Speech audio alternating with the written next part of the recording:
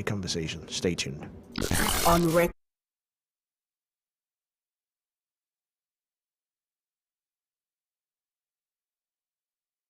Welcome to the high side of life.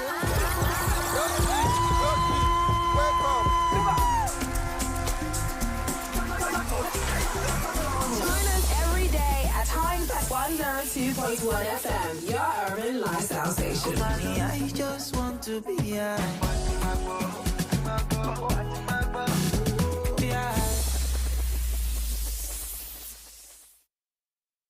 Do you know bad production can kill a great content idea? Do you want to have a photo shoot, audio production, or do you need a professional voiceover artist?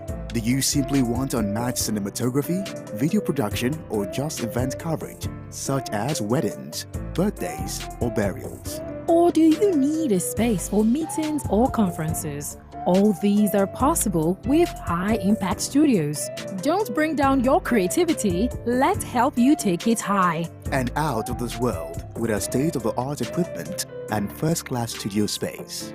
We give you the quality you deserve at the best rate. For more details, call 0706 393 5694 or 0915 958 1881. High Impact Studios, the future.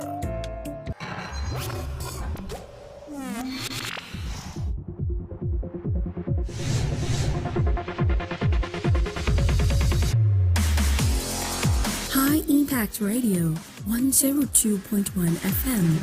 The future is now.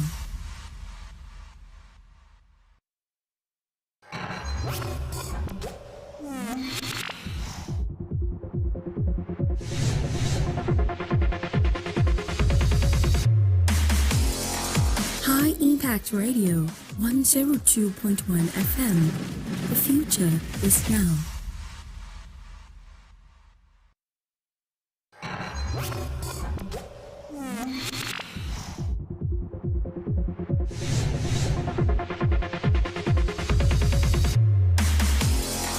High Impact Radio 102.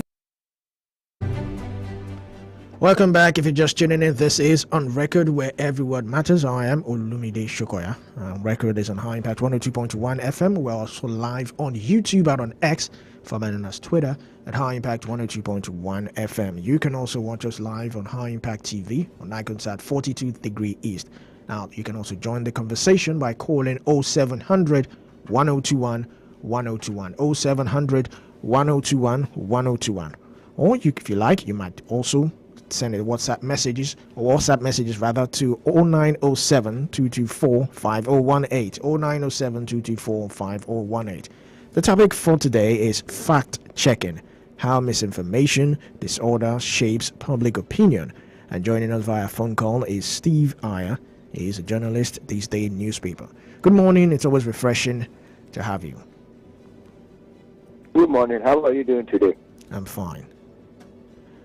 Now, so the billion-dollar question I'd like to ask you is how and why does misinformation spread so rapidly in today's media landscape, especially in Nigeria? I remember during the former administration of President Muhammadu Buhari, former President Muhammadu Buhari, there was a time we got the report that he was getting married to a second wife, which he later debunked. But let's start off with there. Why, how, and why does misinformation spread so rapidly in today's media landscape? There are several reasons and factors why false information spreads so rapidly. One of which is when people are expecting to get so much information from you, the host. It can be government, it can be a private establishment, it can be and yet you are given a very little in terms of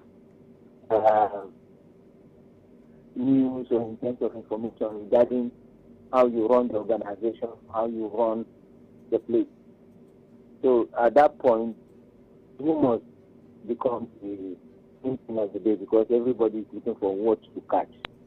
And that is why it is very, very important that any organization, be it government or private, must, as much as possible, within a period of 3 months as much as possible, release some kind of internal memo as to how the administrative setup of that place is working out and sorting out the problems of the issues of the company or of the place as much as possible. You can even look at it in terms of marriage, for example, where there is no communication. The marriage is in total disarray. It's a total breakdown. All right, thank you very much for that. Now, I remember there was a time we went for training talking about misinformation. So the next question I would like to ask is, what is the current state of fact-checking in Nigerian journalism, and how has it evolved in recent years? You can see I started by laughing a little because yes. When you talk about the current state of fact-checking in terms of Nigerian journalism or in the journalistic space of Nigeria today, I would say that is more or less strictly an individual responsibility. It is not being directed by any other person. I mean, you could fast check a story today, and you come with the answer that everything you have there is true. Only for you to get to your office and write it, you tell you, my friend, go and drop that story. And the reason why he's killing that story is because probably the protagonist in the story has been able to reach out to him on time and tell him, please, can you kill that story off for me? Or he's on his payroll. So, any how you want to put it. So, in that case, the issue of fact-checking stories is not only a Nigerian thing, it's an international thing. It's crazy sometimes, but it's the truth. You can't just run away with it, particularly on these days where we have the social media, that anything goes. And being that you guys know me for quite some time now, that is part of the reason why I shy away from social media as much as possible. Because sometimes the quality of fact-checking stories there, I just know you can't hold it. So it's better you just keep yourself to yourself. Now, I like how you're being very open and honest about this particular topic. Now, I like how you really, really opened it up and explained it to us that sometimes you can actually fact check, and by the time you get to the office or by the time you submit it to your superiors or maybe the editor-in-chief, he might say, okay, kill that story. Now, that is someone who is even under authority. Now, let's look at the private investigators or, private investigators or what do you call them? How can we, who are they answerable to? How can they fact check? Who can hold them accountable? How can they be held accountable this time around? So when it comes to fact checking any story that you have available, you can easily go about it as a journalist. Although I know that we have the Freedom of Information Bill that has been designed and signed in the National Assembly since 2000. But the truth of the matter is that if you still want to fact check a story, you can do that. And it all depends on what you intend to achieve with it at the end of the day. It can still be done. All right, now, which brings me to this next question. Now, in what ways can a genuine information be taken out of context and turned into a propaganda? And of course, how does it impact the media trustworthiness? Well, a friend of mine recently, I think as recent as January, the guest of the police in Abuja, over a story he wrote about 5-6 years ago. And it's been terrible for him, actually. But the thing is that the story was simply taken out of context because as of when the story came out, and it was not published in mainstream media, it was published by an online organization. The EFCC took it out and investigated further and discovered that what he had was true. And so the EFCC moved to bring the perpetrators to book. And then somehow those guys were able to get the EFCC to settle out of court. But after they settled out of court, they now went to met the current IG of police and police officers, because they are big shots in government, and accused my friend of cyberbullying. I think that he has used the story to bully them with the intention of getting money from them. So the police now had to search for him. He was declared wanted around the country. Eventually, when they got him, they took him to Abuja.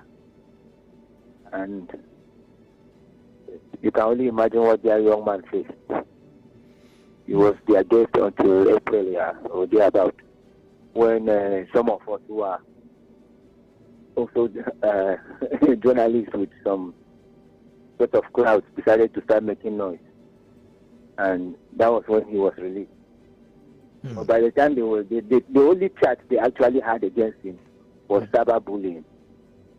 But the lawyer we had, thank God, now asked, cyberbullying as of when? As of 6-7 years ago, when a story has been written, when even the author of the story has forgotten that he has done something like that, or is it consistent? That is currently that is what has actually killed that story. That is what has actually saved that man's life. If not, I'm sure probably he would have been killed, because the principal actors in that particular story are part of the mainstay of the present day government. So stories can be taken around, turned around, and used against any person at any point in time, depending on whose side the thing was suit and what kind of advantage they can get.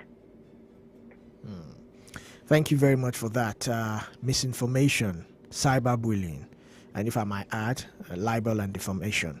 Now, so let's look at it this way. Misinformation sometimes could also be interpreted as libel and defamation, and someone could also use it as cyberbullying. So how can you differentiate these three? Misinformation, yes, and information that is untrue about someone, which could also damage that person's reputation, and also that person could now in turn use it as a charge in court to say, okay, I charge you in court as for cyberbullying. How can you differentiate these three?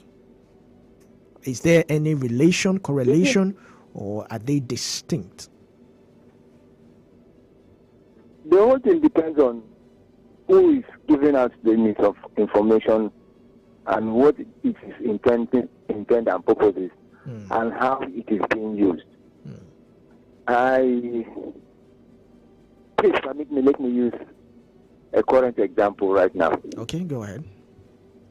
A hurricane just landed in Florida in the U.S. Okay. Before this one, there was another one that occurred 2 weeks ago. And you had a presidential candidate who happens to be a former president accusing the government of the day of using the money meant to assist victims of this hurricane. That's Donald Trump. For other purposes. Well, yeah, for other purposes. That's an outright lie. He has no documented evidence in any way. In fact, he cannot even prove that something like that happened. And because he had the media, it went straight up, and people bought that into that idea. Not because of anything, because he wanted to achieve his own political purpose. Naturally, maybe some 5-10 years ago, maybe some kind of action will have been taken against him. But again, right down to the present situation that we have today, nobody has bothered to take any action on him. He's there moving around freely. he has said what he wants to say. It's left for the government to prove whether it's right or wrong. So the government is now left with the act of struggling to prove the fact that that is not true, then the fact that they have misused the money to assist people and there are beneficiaries and all those things like that. So when it comes to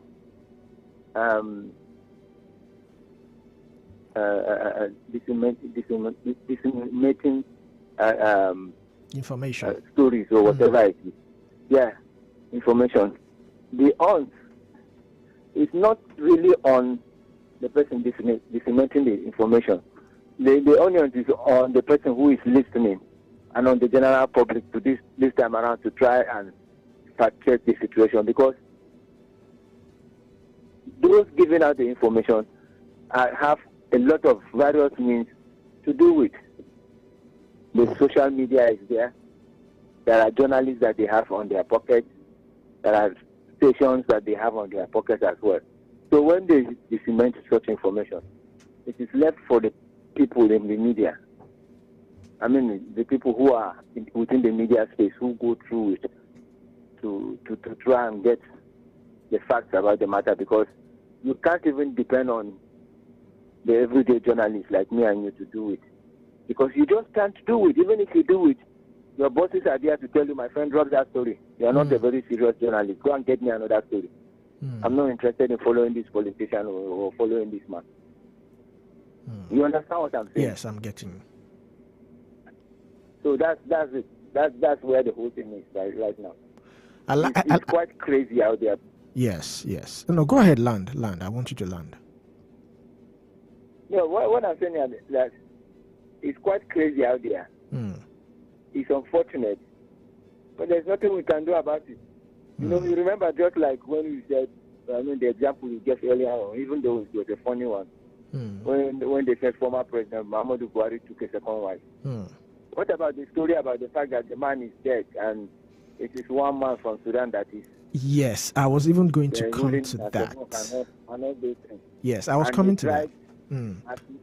They tried as much as possible to copy match, do a lot of Photoshop editing to prove.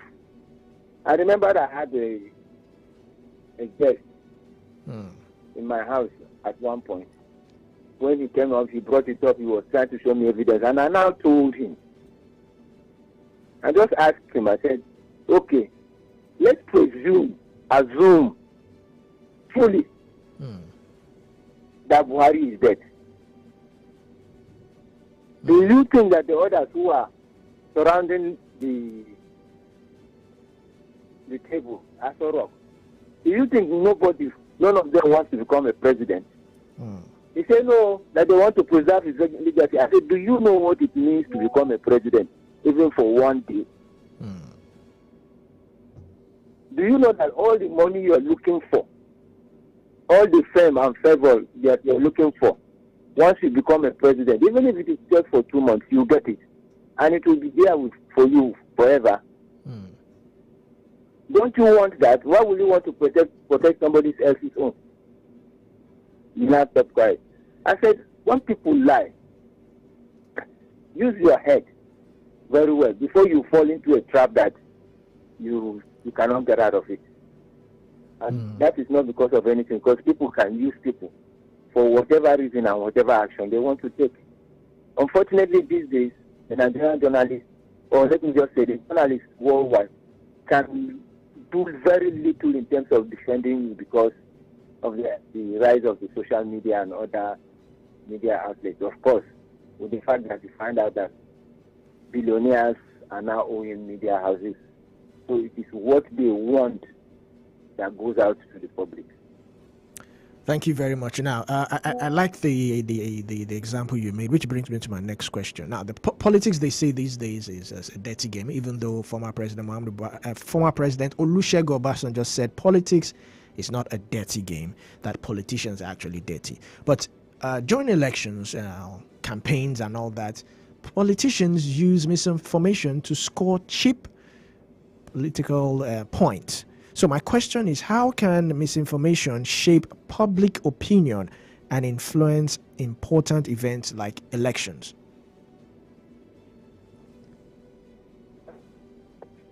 Well, the truth of the matter is that every politician is a liar. Let's just put it that way. Every politician is a liar. Because you must certainly get to that point where you know within yourself that what you are telling these people, you cannot actually fulfill it. Either because it is out of your hands or out of your scope of power, or because you other pressing needs that you have determined that is important, and those pressing needs need to be sorted out, rather than you running after their own needs, which in some cases might be, in some cases, decided for you. So you know it, but because you need their vote and you need to convince them that you can do the job, you need to give them what they want. That is, say what they will listen to, give them what they want to hear.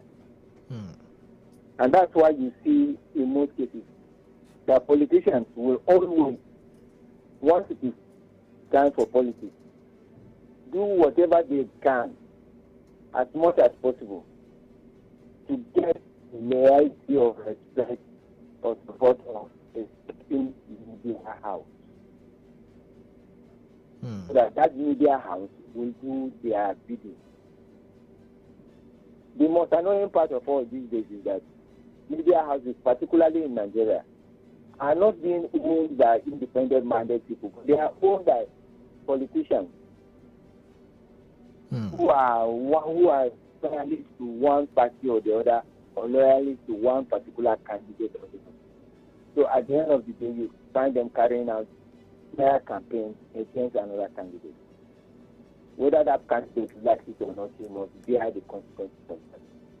It's unfortunate, but it's the truth I'm saying now. I've been a journalist for quite a while now, so I know exactly what is happening. It's just rather unfortunate. So, the question of fact-checking, even in the U.S., I rolled out an interview, an example of Donald Trump. If you are in the U.S. today, you will know that two giant media houses are on the opposite direction. Fox for the Republicans, MSNBC is for the Democrats. And there is nothing on earth that you will bring against a Republican candidate that Fox will not rebuff it. Same thing for MSNBC.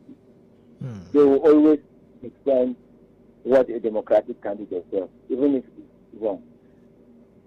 The reason is because they have polarized, divided along equal lines. You are that, we are here. I think some 2 years ago, Fox Television, Fox Media generally, had to pay over $2 billion a day about, because they supported the claim by Donald Trump that the election in which he lost to Joe Biden was rigged, and there was no follow-up. They couldn't provide the evidence that was needed that election was rigged. Even though these days they are trying to play a little bit this thing, but so it's always like that. It's always like that. But if you need a straightforward story that does not have political connotations to it, you will be able to fact check some of these things, and you will be able to bring it out to life, and you discover that you get the attention of. But if it has to do with politics, government, money, power, all those things, you have to do a lot of fighting to even be able to get those stories in. But if they are general human lines, human angle stories, you will be able to fact check them. All right, so what are the most effective fact-checking methods used in Nigerian journalism today?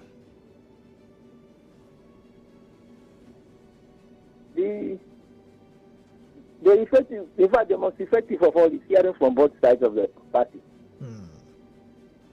Hearing from both sides of the party. I may also have to give you another example.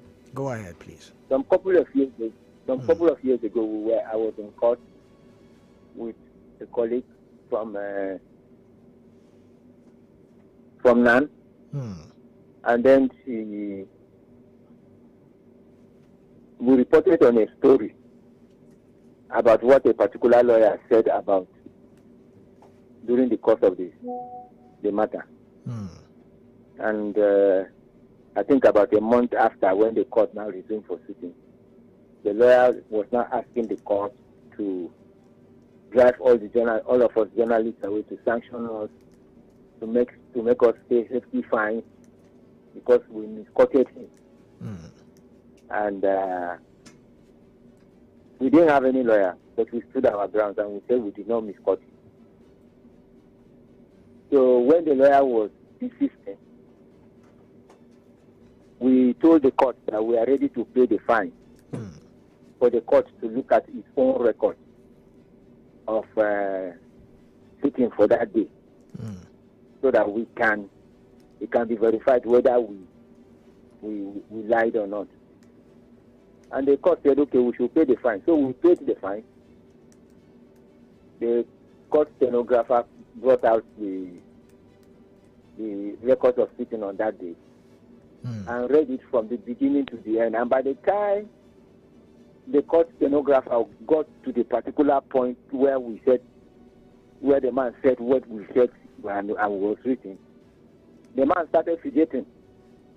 I was trying to use all legal excuses for the court stenographer not to read the place. And the judge said, no.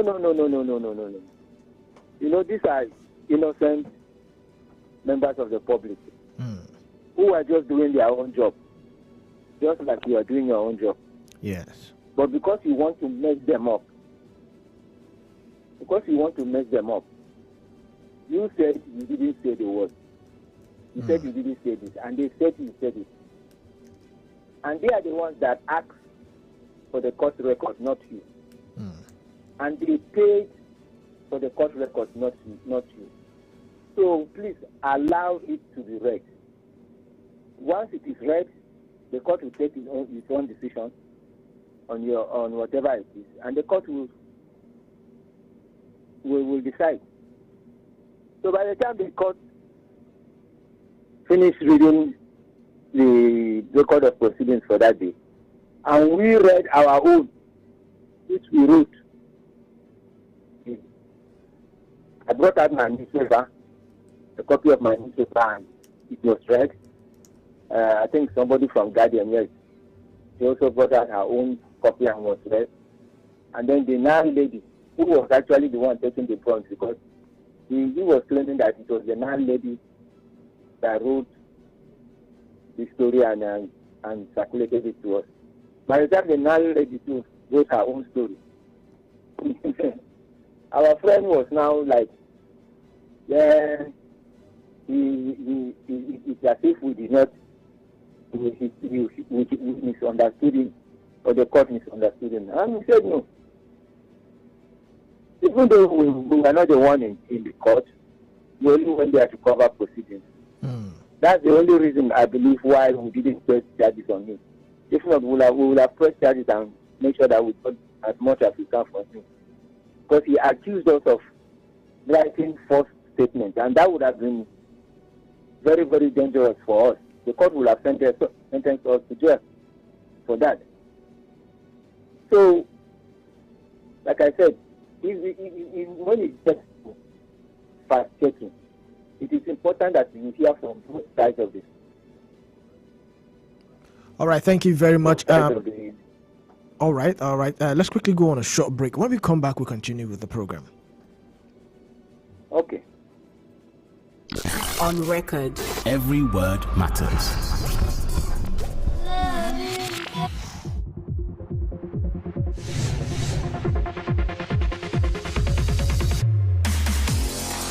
High Impact Radio, 102.1 FM. The future is now.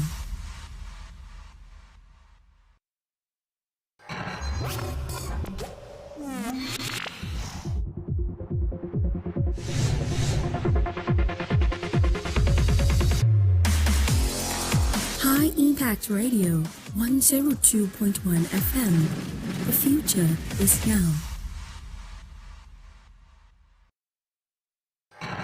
Welcome to the high side of life.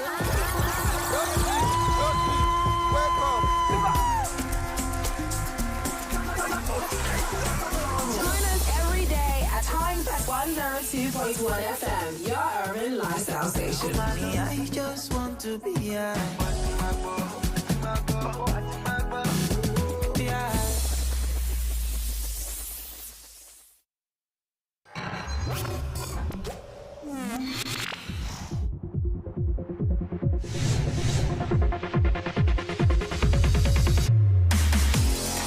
High Impact Radio 102.1 FM.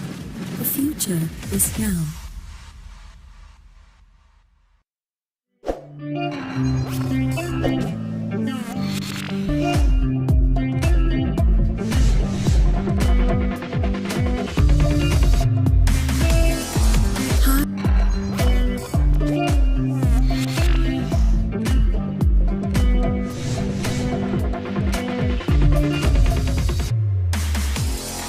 High Impact Radio 102.1 FM.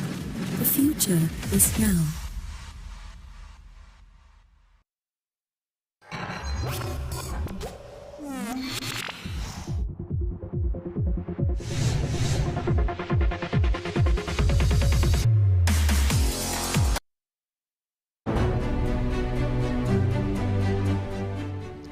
Welcome back to On Record, where every word matters on High Impact 102.1 FM. Don't forget that you can also stream with us on Facebook, YouTube, and of course X, formerly known as Twitter, at High Impact 102.1 FM. We're also live on High Impact TV on Iconsat 42 Degree East. Now, to join the conversation, you can also call 0700 1021 1021, 0700 1021 1021, or you can send WhatsApp messages to 0907 224 5018, 0907 224 5018. We're still discussing fact checking, how misinformation disorder shapes public opinion, with Steve Ayer.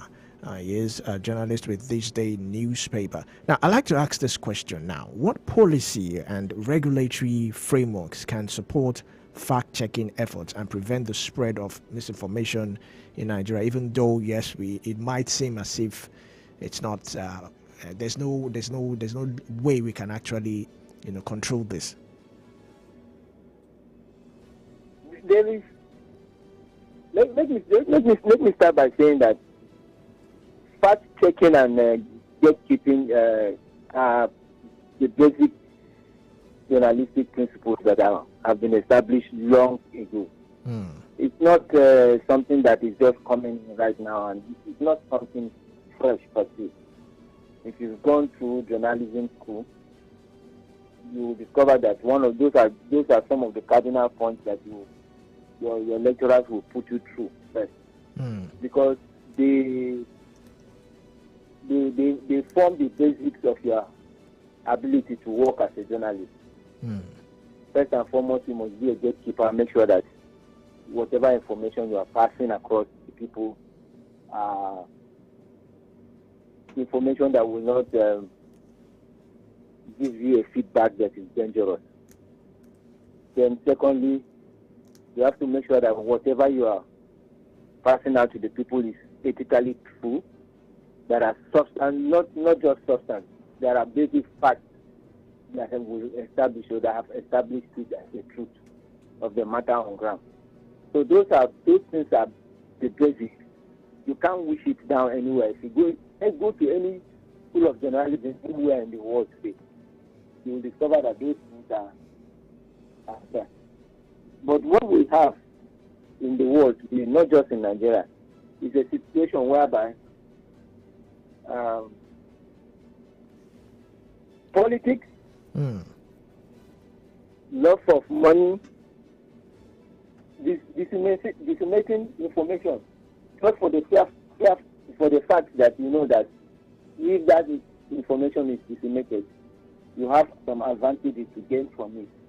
You go ahead and disseminate it. Those greed, let me put it as greed actually. Those things have affected so much of one's ability to disseminate the truth. And most especially when you have in a situation where you have the social media right now playing its own part, So it has made it a little bit difficult for people to even fact check any information that is out there in public. The only thing is that if you have an information that is out there in the public, and you know that what you have is true, and there is no blemish on it, if you have the money, then I will advise you to try and take legal action. It is only by that process that you will be able to establish some facts concerning whatever has happened to you. Other than that, you have to battle for a long time within the states available in order to establish the facts. I mean, like I just made mention of the hurricane in Florida, where the Federal Emergency Agency of the USA, where they had to quickly open up another website, and they have to start disseminating information, including figures on daily basis that have been either given out to victims or that have been spent, just in order to counter what a former president said. You understand what it means? Yes. They cannot afford to. They can't afford to take him to court. They can't afford to fight him, because by the time they want to do that, somebody will say, he should know better. He's the former president. He gets intelligence reports on daily basis, which is true actually. He does. So in other words, they have to. Yes. In other words, still on this particular scenario. In other words, misinformation can actually fuel, if unchecked, can actually fuel social unrest. That's what you're trying to say with that scenario, this whole Trump scenario. Yes. Precisely, yes. In fact, misinformation is the bomb that will trigger any war at any point in time. It is. Because it will bring it. When you send out an information, you actually expect to get feedback.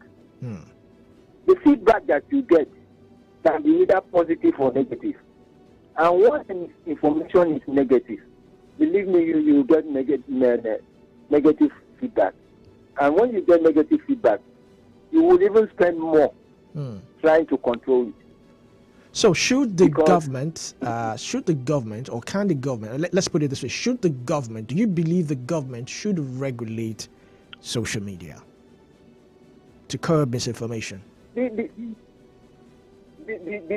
problem that we have is that the government in itself is not truthful, it's not open. The secrecy in government is far too much. You remember I talked about the Freedom of Information Bill? Yes. That has been there since 2000 at the National Assembly.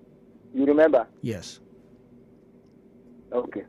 Now I'm just going to take you back a little. Try going to go to Federal Ministry of Information. Just ask them about the budget of last year. Not the current year, the last year. Last year. The one that was done by the previous government, not even by this government. So, yes.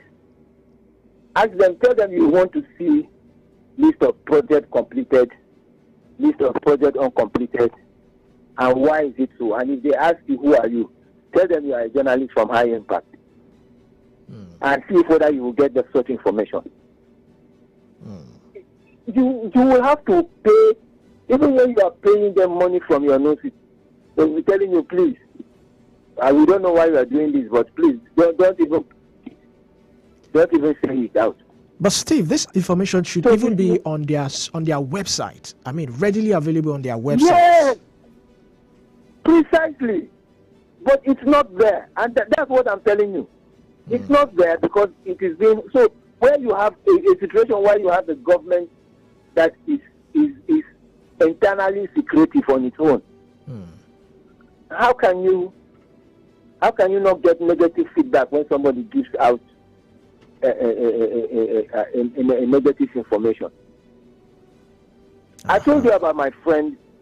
This same. I told you about my friend who wrote an information that was about 6-7 years ago.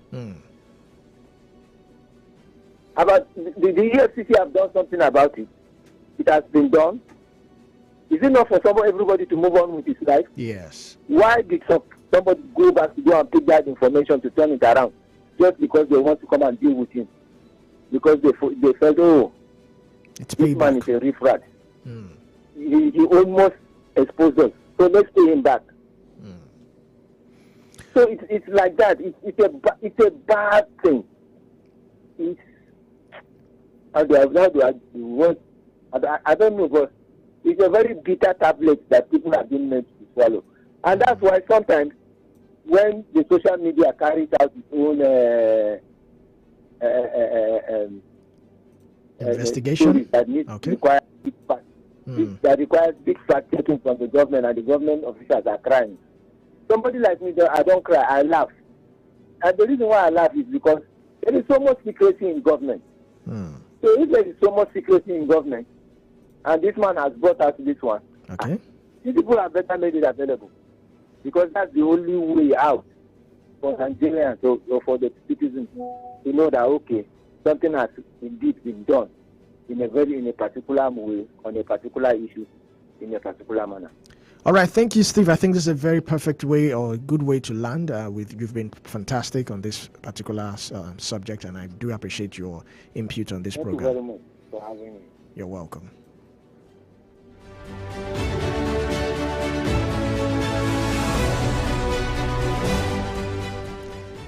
We have been discussing fact-checking, how misinformation disorder shapes public opinion, with Steve Aya, journalist at This Day newspaper, and he opened a can of worms, I must say. But it has been very interesting, and I hope you learned one or two things. But this is where we draw the curtains on today's program, On Record, where every word matters. I'm sure you actually enjoyed. And if you actually enjoyed this program, why not tune in tomorrow again? Let's do this again tomorrow, yeah? On High Impact 102.1 FM. You can also watch us live on High Impact TV on Iconside 42 Degree East. I am Olumide Shokoya. Good morning.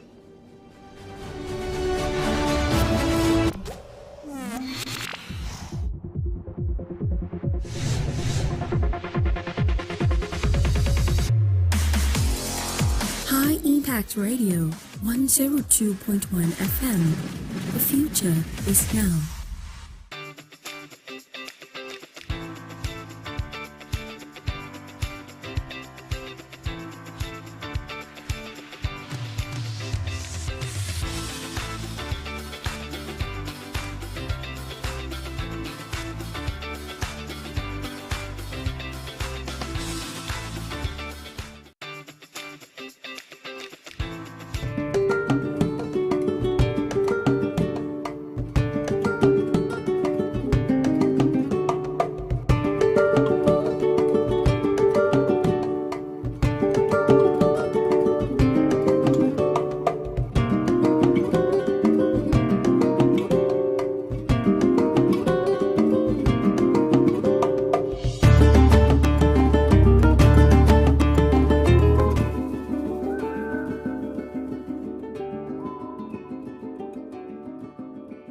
A mantra travelers sing every time they saw one of them try to relax from an adventure goes thus: it is better to see something once than to be told 1,000 times. This statement hasn't abated at all. And the spotlight takes us to a country in Southeast Europe on the Adriatic and Ionian Sea within the Mediterranean Sea, one that has the colors of the radiant sky and the calm coolness of the sea. Albania, also known as the Republic of Albania. It is bounded by Montenegro to the northwest, Kosovo to the northeast, the Republic of Macedonia to the east, and Greece to the south and southeast.